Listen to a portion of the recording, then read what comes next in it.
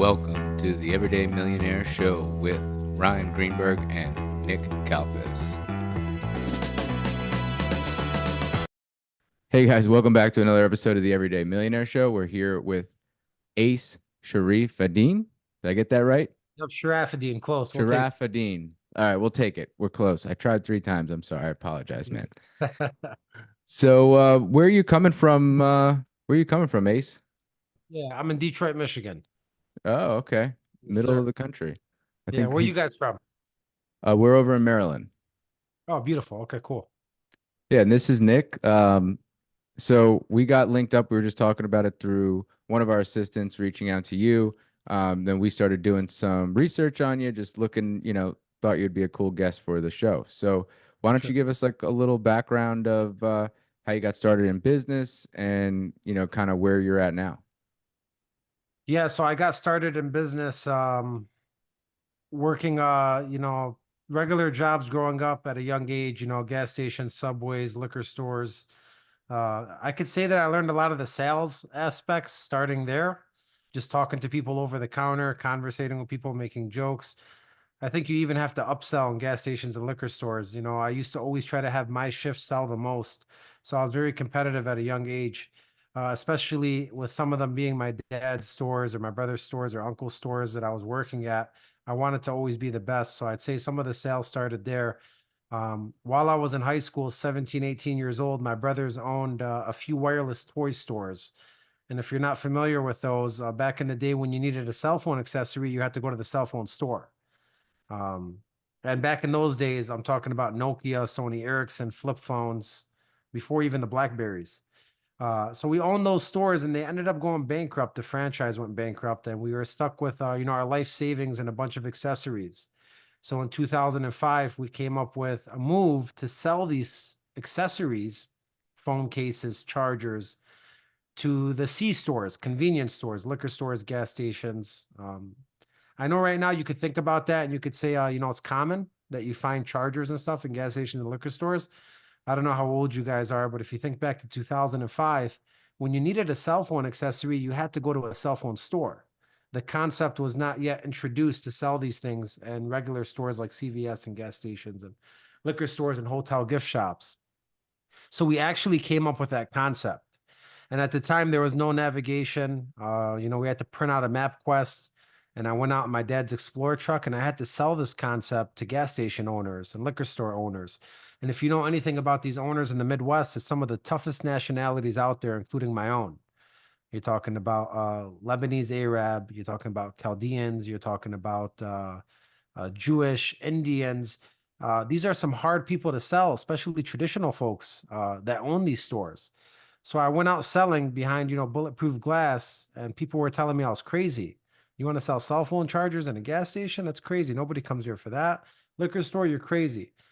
Anyhow, long story short, I got about 20 no's on my way back, ended up getting a yes on my way back when I was just filling gas. I wasn't even trying to sell anymore. I gave up on the idea. And somebody asked me what I did. And I said, I do these cell phone chargers. The guy ends up taking $1,000 order. Fast forward 10 years, 2005 to 2015. I mean, we were nationwide and worldwide within 10 years. So I took that one sale and we turned it into over 60,000 accounts over 10 years. So that's pretty impressive. I just want to ask you, like, in regards to the stock that you had left over that you tried to sell, once you were able to start selling to those gas stations and CVS's, did you like re-up on that inventory to resell to them again? Yeah, we started selling, and then once we sold out, we bought inventory, and then with our sale came servicing. So I would sell you a display for $1,000. I would sell you each item for five. You would sell it for 10. At the time, gas stations made like 30 cents a Snickers bar, 15 cents a Red Bull. They weren't making real money. So when I was giving them a product that gets $5 profit per item, and I come back monthly and warranty it and service it, yeah, we started servicing. And then as soon as I got 50, 100 accounts and I couldn't handle it, I hired a driver and I taught him how to do the same thing. Then two drivers, then five and 10. And before you know it, I was going state to state, hiring drivers, opening up storages, and doing the same exact thing and expanding this thing. After 5, 6 years, I remember we got into Las Vegas hotels, the Aria, the Hollywood, every big hotel in Las Vegas was carrying our merchandise. And it was a humble beginnings, man. We started in Craigslist vans that were broken down on the highways, and within 5 years, we got to Mercedes Sprinter vans, and uniforms, and went from paper to iPad. So it was a beautiful journey. And really, that's where a lot of my sales was built. Street sales and door to door, business to business is a tough gig, especially when you're doing it in a cold winter in the Midwest and you're freezing in your van and you're filling up a box and you're talking to people behind bulletproof glass and you're trying to get past the gatekeeper. So a lot of that I learned through that business. And as we expanded, I started focusing on corporate sales. Now, instead of going to a store, I would go to the Holiday Inn franchise buyer, and I would meet with him in another state, and I would fly out to meet with him and try to sell, 600 Holiday Inns at the same time. So I started doing corporate sales, and that's where I got good at email marketing, text marketing, um, and phone sales. Yeah, so I was actually clicking through like your website today and just, reading up on you, doing some due diligence. And one thing that I've been trying to integrate into our business now, just from talking to other business owners, is ClickFunnels. And I noticed that you have a bunch of ClickFunnels on your website. Do you use ClickFunnels like that actual program, or do you have your own kind of setup for that? Honestly, I've tried a lot of programs and I've tried a lot of third parties. And what I've learned the hard way is nobody's going to do it like you. Um, I love to outsource. I love to, focus on what I'm great at, which is, motivational speaking, sales training, leadership training, consulting. That's the space I'm in right now. But sometimes you got to learn, like even like running ads, I outsourced it to somebody. They did horrible. I took advantage of it myself and took control. I did better than companies that market how to do ads. So like right now with ClickFunnels and all the data I'm gathering and email campaigns, I have somebody that's owning it, but I'm very close to it, so I'm very close to the messaging. I'm very close to the lead sources. I'm very close to the data that we're collecting.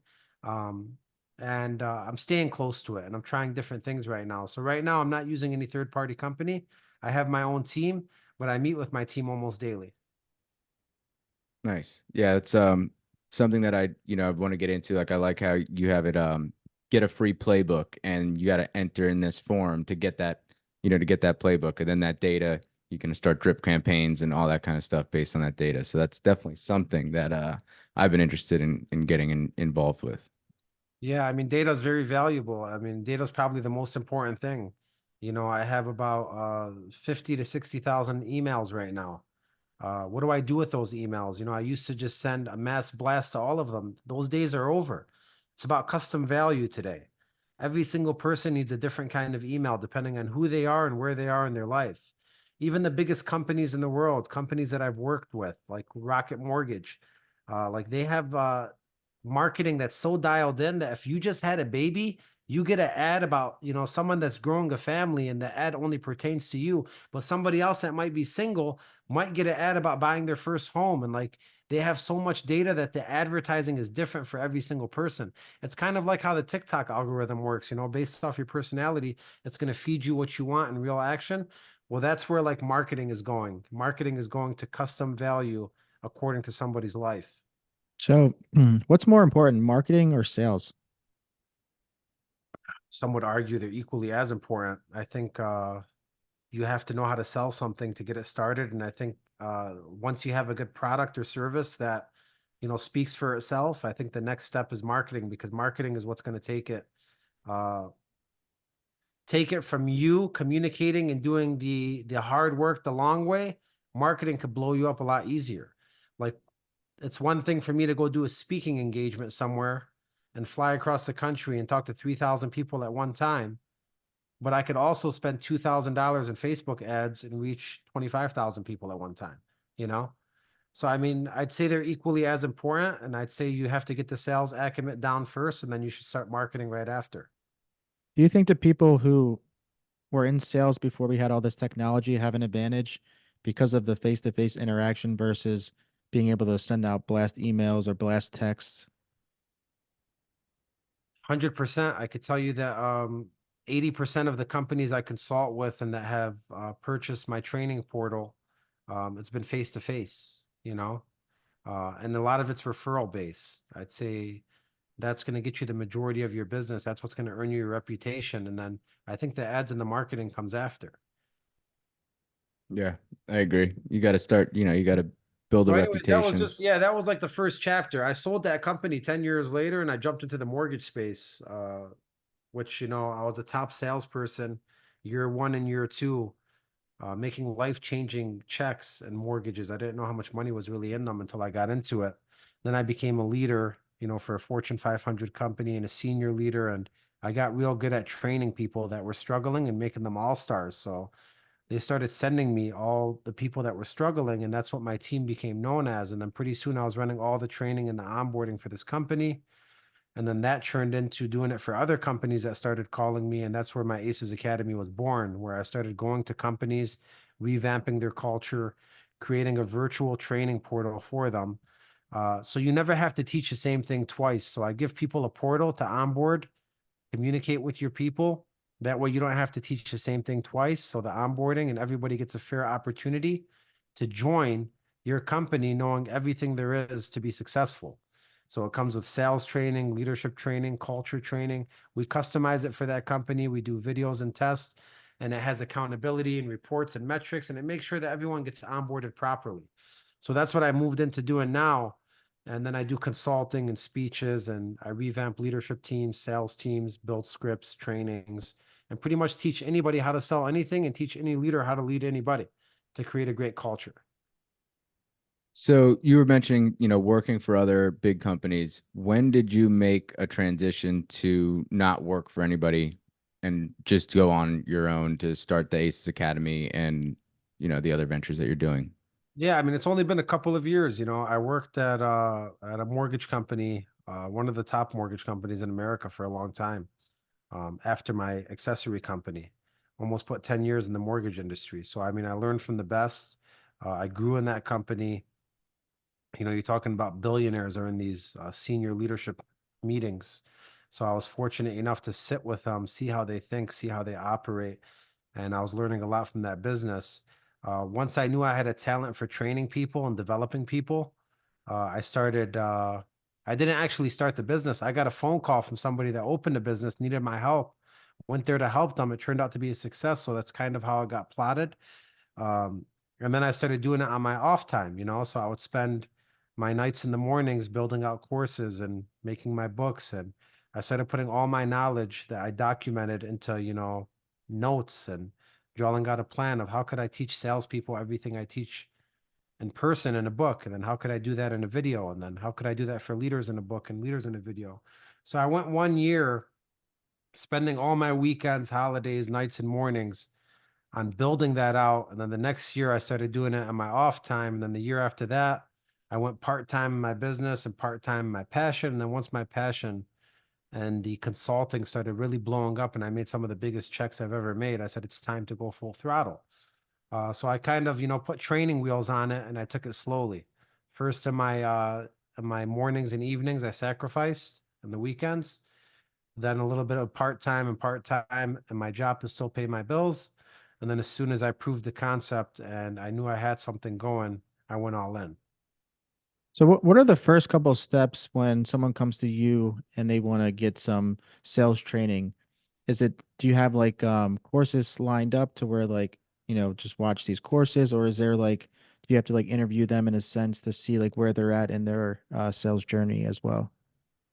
Well, it depends. So I have universal sales training and leadership training on my portal for $99 a month. And that comes with weekly coaching calls. So I meet with my whole community every single Wednesday for 1 hour. They could ask questions. I bring relevant topics to them, and it's a chance to get face to face with them virtually. So that comes with a $99 membership a month.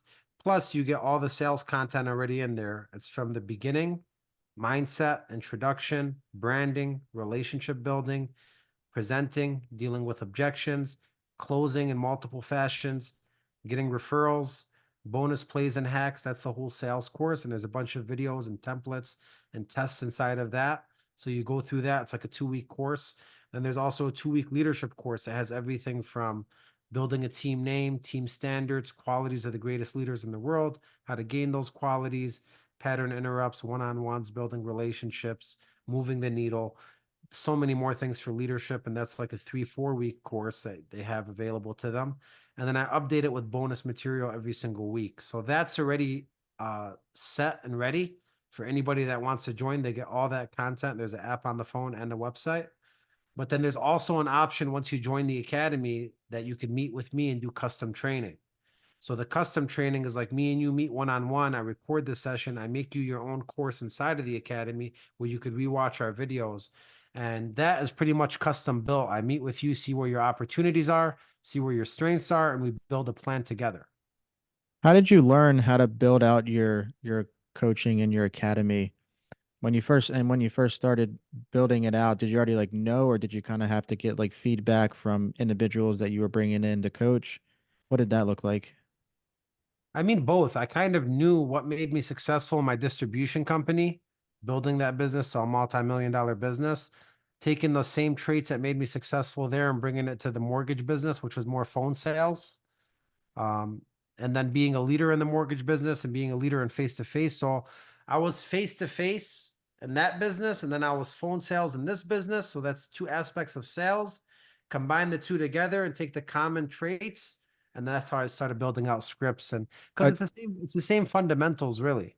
So yeah, I think one thing maybe I can reword it. I think Nick's asking too. It's like, what kind of palette did you put it on? Did you like, you didn't write it down with a pencil and paper, obviously, you put it on the computer. Like, how did you structure? Did you like start a PowerPoint first and then start a video tour? Like, where did that like, I guess like outline come from? Did you have that just like in your head and then you put it onto a Google Doc, or like what did that process look like? I'm a very good documenter, meaning I could show you every single meeting I've done with different teams for the last 10 years. I could pull it up on my Google Drive right now. I got like 20 terabytes in there of stuff.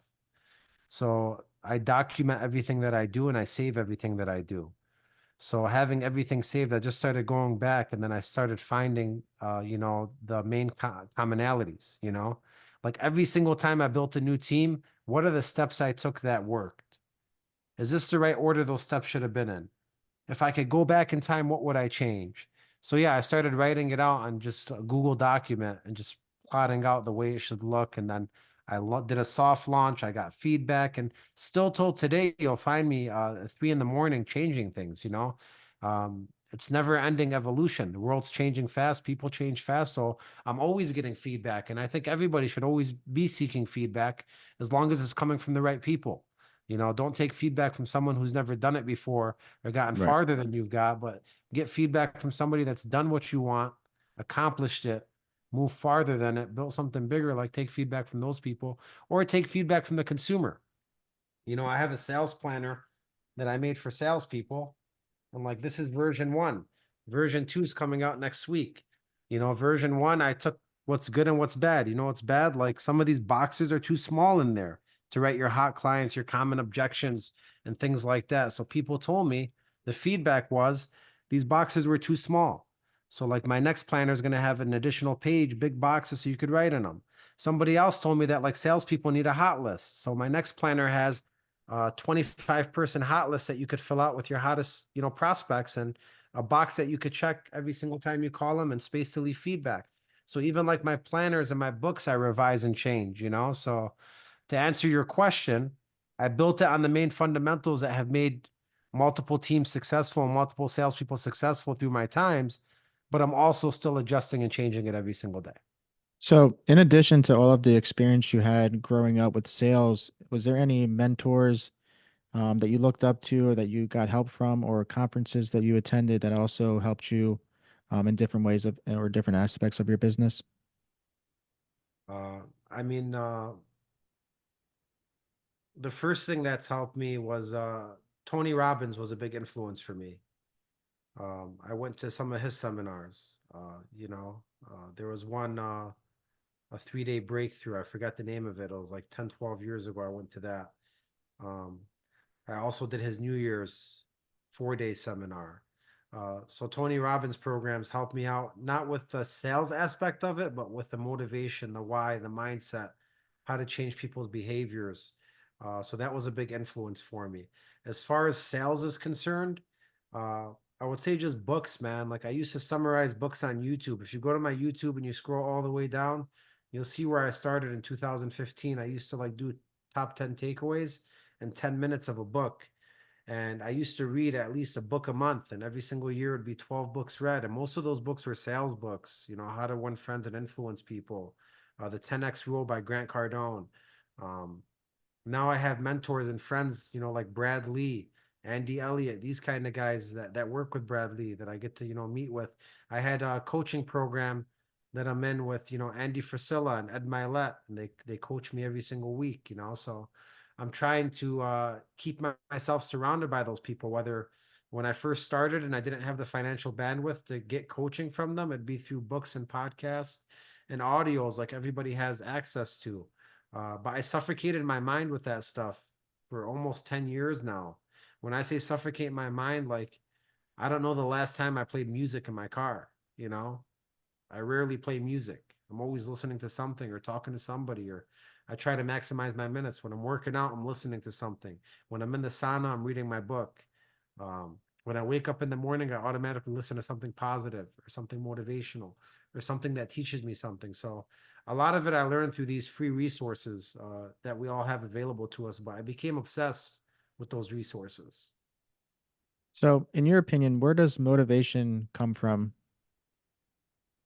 Motivation comes from knowing what you want, why you want it, and knowing that motivation is not always going to be there, right? Because I say that I wake up every single morning, I look in the mirror and I tell myself, you have no choice, motherfucker. Get to it. I You love it. know, a lot of people think that you have to be motivated. Like, no, you don't have to be motivated. You have to know what you want, and your why has to be big enough where you can look yourself in the mirror and say, you have no choice today but to get up and grind. You have no choice but to be the best version of yourself.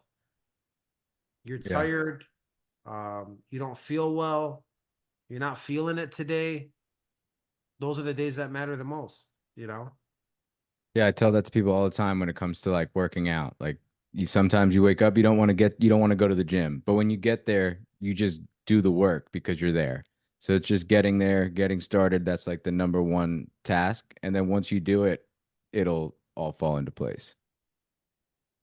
Yeah, you know, your why has to drive you. I always say, like, people say they know their why and purpose. Like, yeah, I know my why and purpose. It's my family, it's the money, it's the house. But like I say, do you really know it? You know, do you really, really know it? Like when I ask you on a Sunday morning when you're hungover, do you know it? When I ask you on a Monday when you're tired, do you know it? When I ask you on a Thursday when your boss yells at you and you get into a fight with your loved one, when your girl's cheating on you, God forbid, do you know it then? Like, does it stay on your mind all the time? And that's not easy. So you have to prime your mind for success. How do you prime your mind for success? Well, in front of me here, I have this Willy Wonka because my son loves Willy Wonka. And I tell him that I wanted to take him to a Willy Wonka chocolate factory. There wasn't one, so I want to build him one. I think it'd be a great amusement park to have for kids. You know, so I keep that in front of me to remind myself that I am the fucking magician. I'm the sales magician and I could do anything that I put my mind to. I have this in front of me right here to remind myself that you know, venom and negativity is very dangerous, to keep the venom away from me. This reminds me of that when I look at it every single day. I have a candle that I light up that says I'm a successful entrepreneur. You know, I have a $1 million chocolate bar, you know, that my son got me, but I keep it in front of me because I want to have $1 million month. You know, my old goal was $100,000 month. Now it's $1 million month. You know, goals are always changing. Um, if you Yeah, look how at do you celebrate? So when you do, like, I think that's a and then problem that just we look, and see. then just look at one more thing. The lion's looking at me, the ace is looking at me, the Muhammad Ali autograph's looking at me, and like the success poster's looking at me. So like I'm truly primed. Everywhere I look, all I see is like the things that are going to keep my mind focused on what I need to do. So how do you celebrate your wins? So I think a lot of entrepreneurs, they just keep grinding, they grow. You have $100,000 month, then you have $1 million month. Like, do you take time to celebrate your goals, coming to fruition and you actually completing those goals? And what's something that you do? I was talking to somebody the other day. He's not motivated. I said, what are you working hard for? You know, what comes when you work hard? And he told me, I'm working hard for the check. Told him the check's not enough. Said, if I gave you a $5 million salary right now and I told you pick what you could do, what would you do? I don't really know. I said, motherfucker, you got 5 seconds. I'm giving you 5 million a year. Pick what you want to do. What is it? He's like, I would flip houses. I said, boom, that's your passion. When's the last time you flipped a house? 2 years ago. Boom, that's your problem. You're working for a check. You should be working for a flip.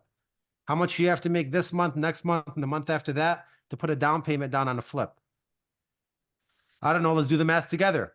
You could get an investment home with 25% down. You could get a vacation home with 10% down, or you could get a primary home with down to 1% down. I said, which one do you want to do? Well, I already have a primary or a vacation home, 10% down. What's your budget for a vacation home? I don't know. I'd like to buy one for, 2 to 500. All right. So you need $20,000 to $50,000. How many deals you got to close this month? I can't do that anymore. All right. Perfect. 3 months. How many deals you got to close each month for 3 months? 10. All right. 10, 10, and 10. All right. So you're not working for a check anymore. I want you to put a picture of the next flip you're going to do. Look at it for the next 90 days. And when you make that check for the next 90 days, you're going to buy that house. Then when you flip that house, you get that passion and that energy back inside of your veins and your blood. And now you're feeling it again. You're not just working for a check. You're working for a flip and you're living your passion. Then you do 2 flips and 3 flips.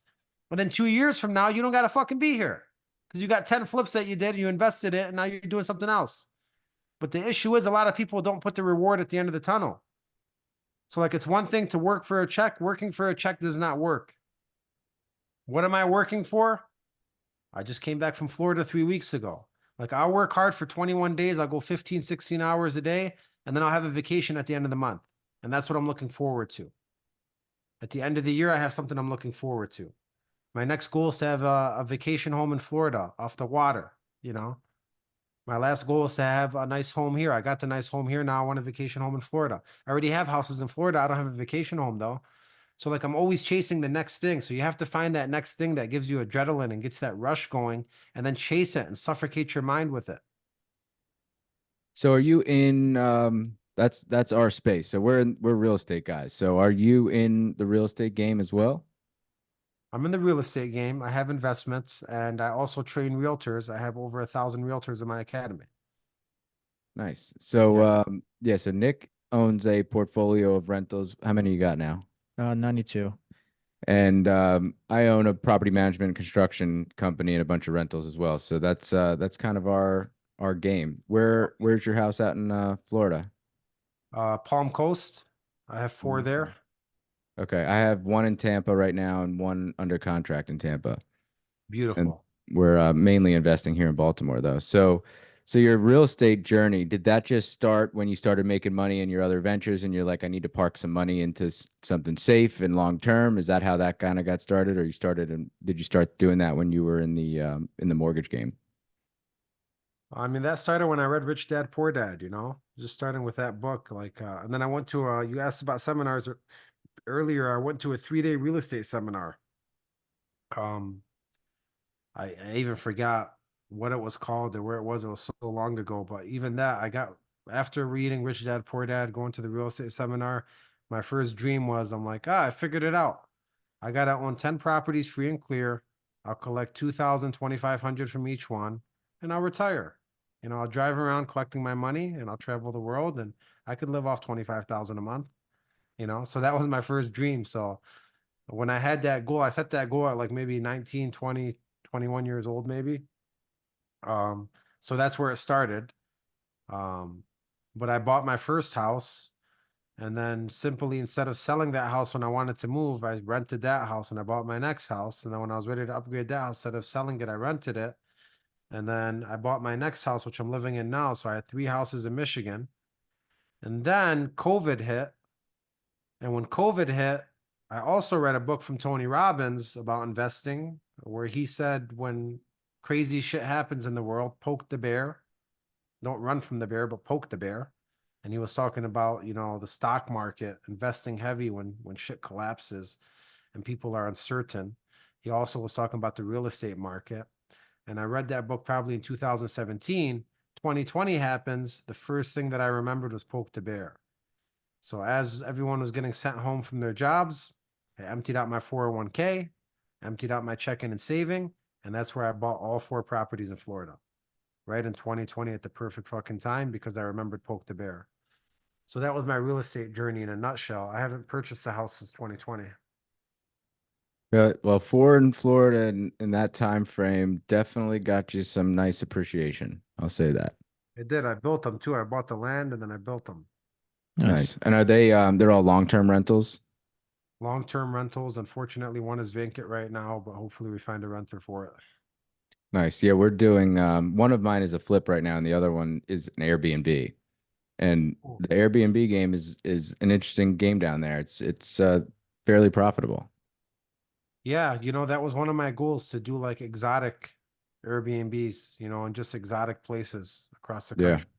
I actually Yeah. met somebody that has 11 of them in Colombia, Oh, nice. and he rents them out for like 2,000 a night. I'm talking about nice villas that people use for bachelor and bachelorette parties. Uh, Yep. so that's still a goal, Colorado, Texas, Florida, California, like getting a nice batch, Tennessee, Smoky Mountains, like those kind of places. Because I think the biggest thing about the Airbnb game is just to be creative, you know. I Yeah. coach, I have 2 people in my academy that are Airbnb. One of them's an investor with a big portfolio. The other one's an Airbnb coach. And I actually coach her on how to coach her clients on how to be successful Airbnb hosts. Yeah, the big thing with the short-term stuff is the management. The management is a lot. The people are checking in and checking out and they become needy. So you need to have good people on the ground, good property managers on the ground. And that's the one thing that I've kind of found difficult if you're trying to buy a bunch of places. Like I have a team in Florida of people that I trust, that I know. So, when you're buying other places, you got to like look around for good property managers and make sure that they're marketing correctly and setting the property up correctly, cleaning and all that stuff. There is a lot more that goes into it than the long-term rentals that I'm used to managing here. Well, also, would you agree that customer service and sales is not being utilized in the Airbnb market? Yeah, I mean that's the whole game, right? Because you're basically waiting for your rating, right? You're waiting for a rating at the end of their stay, and the rating is what makes the algorithm like you or hate you. So the customer service part is super, super important. And I think that if you got stuck with a bad property manager and you weren't the one, directly managing whoever they're talking to, you could definitely get yourself into some issues because as soon as those ratings go down, your property's not being seen like it would be if you had 5 stars, and a super host 100%. So yeah, this Airbnb coach, he helps with that, making sure they're 5-star reviews, being an excellent co-host, all of those things. But what I think would be unique in the Airbnb space, and the reason why I want to get into it is because I think people are not marketing it the right way. You asked me earlier, marketing or sales, right? Well, this is a great example. For Airbnb, here's what I would do differently. Okay. Number one, I'm going to have a theme for the house. Like, for example, when I took my son to Orlando, I stayed in a house for one main reason because the rooms were Disney themed. They had a Woody room, Buzz Lightyear room, Jurassic Park room. Perfect. We got a bunch of kids. My family's going. Let's get this house only because of the rooms. Doesn't matter if the house was a shithole or not. How much did it cost to paint those rooms and buy a couple teddies and stuff like that? Probably not much, right? But that main reason, how much more business did they get because they made themed rooms, for example, right? So hmm stuff like that sells. That's number one. My number two thing would be is who's really attacking customers the right way?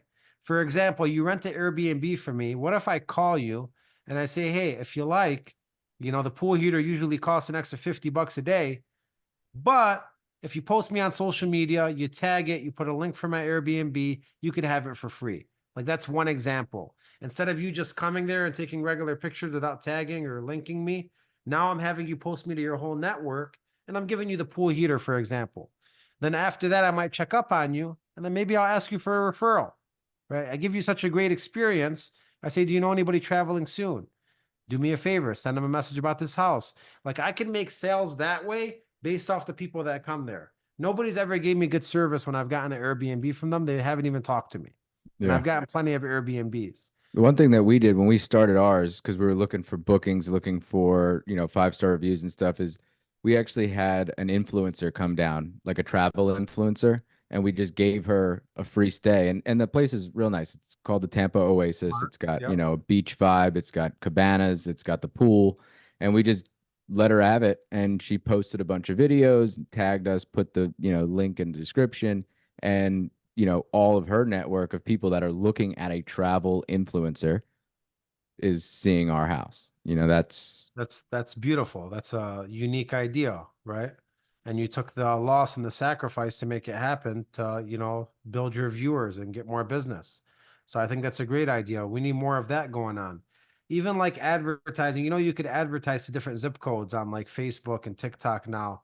So how about even getting the zip code for the house and doing mass marketing on social media? Like I don't see a lot of Airbnbs being advertised on TikTok.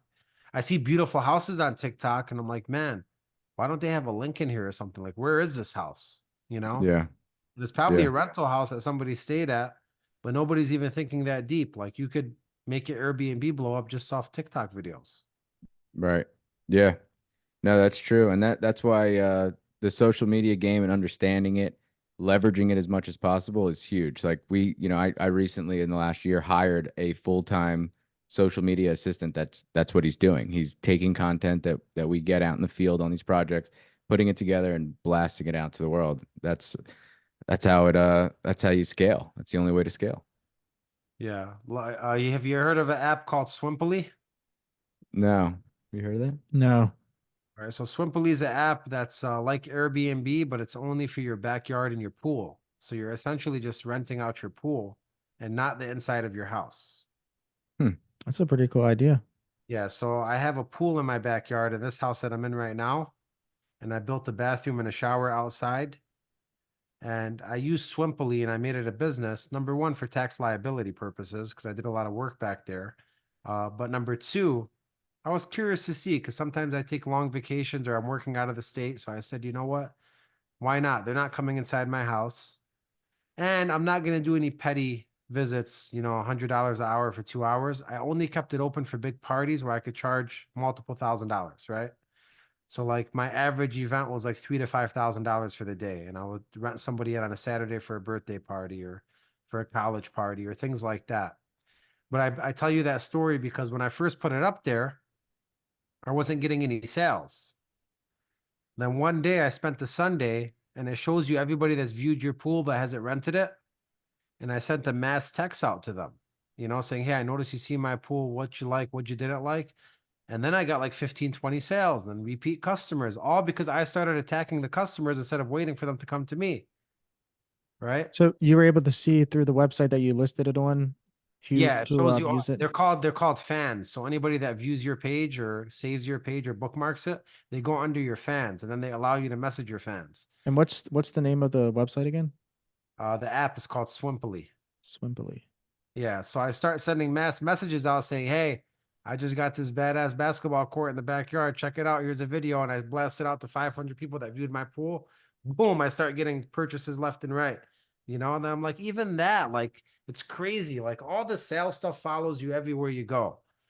Like I don't own a restaurant. I don't like to own a restaurant, but if I did, I would kick ass because nobody cares about service in the restaurant. At least restaurants that I've been going to around here, even DoorDash, like, when's the last time you got a phone call from the restaurant owner or the chef saying, hey, I hope you enjoyed your meal or something like that? Something so simple like that would make me come back. But instead, like when I get DoorDash or I order delivery, it's always nasty, cold, like it makes you never want to go back there again. I actually been cooking at home now because I'm just sick of going out there and dealing with bad experiences. So it's very important, man, to have good service and to have good sales acumen in any kind of business that you're in.